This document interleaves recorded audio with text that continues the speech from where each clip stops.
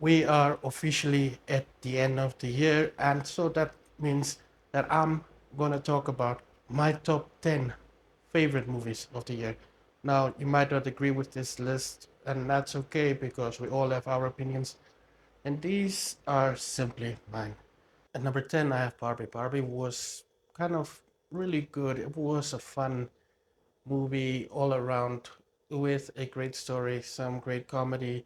Greta Gerwig did an amazing job directing this movie. Ryan Gosling and Margot Robbie definitely stood out as Ken and Barbie. And yeah, it's a must watch, I'd say. It's also the biggest blockbuster of the year. At number 9, I have Killers of the Flower Moon, a Martin Scorsese movie starring Leonardo DiCaprio and Robert De Niro. Now, this is an important movie.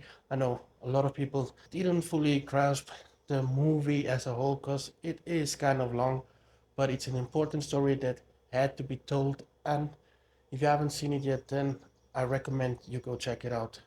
At number 8, I have Mission Impossible Dead Reckoning Part 1, another awesome Tom Cruise movie, and I have to say, this is definitely one of the best Mission Impossible movies. It's not the best, but one of the best, and the story is quite relevant for the times we are living in. At number 7, I have Sound of Freedom. Now, I know many people boycotted this movie, and I do think this is an important movie that everyone should watch. It shines light on an important topic like human trafficking, something that we need to speak out against. And I definitely think the movie wasn't the best movie, but because of the message it sends, I believe this is something that everyone should watch. At number 6, I have John Wick Chapter 4, which is hands down the best action movie of the year. The stunt choreography, the story itself, the action scenes, the acting, everything about this movie was just simply brilliant. And Keanu Reeves really made John Wick a household name. I mean, this franchise just keeps getting bigger and better with each installment. At number 5, I have No Hard Feelings. This Jennifer Lawrence led comedy is just fantastic. It's been a while since we had a good R-rated comedy, and this one definitely stands out. I think it's funny. I think the story is quite entertaining, and obviously Jennifer Lawrence shines in this movie. At number 4, I have two movies. I actually only had one, but last minute I watched another movie and I think it should be added on my list. And those movies are Blackberry and The Holdovers.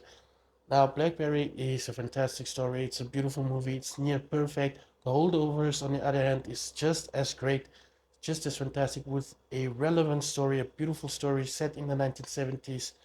And I do think the character development in this movie is fantastic. It's such a beautiful story, and I will highly recommend it. It's a great, almost feel good Christmas movie with a an amazing performance by Paul Giamatti, as well as from the other characters. The characters you meet in the beginning of the movie is totally different from the characters you say goodbye to at the end of the movie, which is simply brilliant. The story from the beginning to the end is just brilliantly written. The acting is amazing, and I do think it might not be one of these big blockbuster movies, but it's a must-see movie.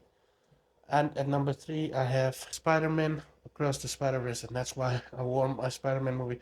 This is definitely the best Spider-Man movie. Spider-Man Into the Spider-Verse was spectacular, but this one simply stands out, and I do think Miles Morales is definitive Spider-Man from here on out. Spider-Man has always been one of my favorite characters, and this movie just made me love the character, all Spider-Man, Peter Parker, Miles Morales, and even the other Spider people a lot more. At number 2, I have another Marvel movie, Guardians of the Galaxy Volume 3. This is just a spectacular, beautifully shot, beautifully written story, and an amazing conclusion to what is considered one of the best trilogies in the MCU. I think James Gunn really had his song, and I do think he did an amazing job in bringing these characters to life one last time by him. And I know these characters will probably appear in future Marvel shows or movies, but for now, this is the Guardians we love, and it was a great send off. And number 1, I have Oppenheimer.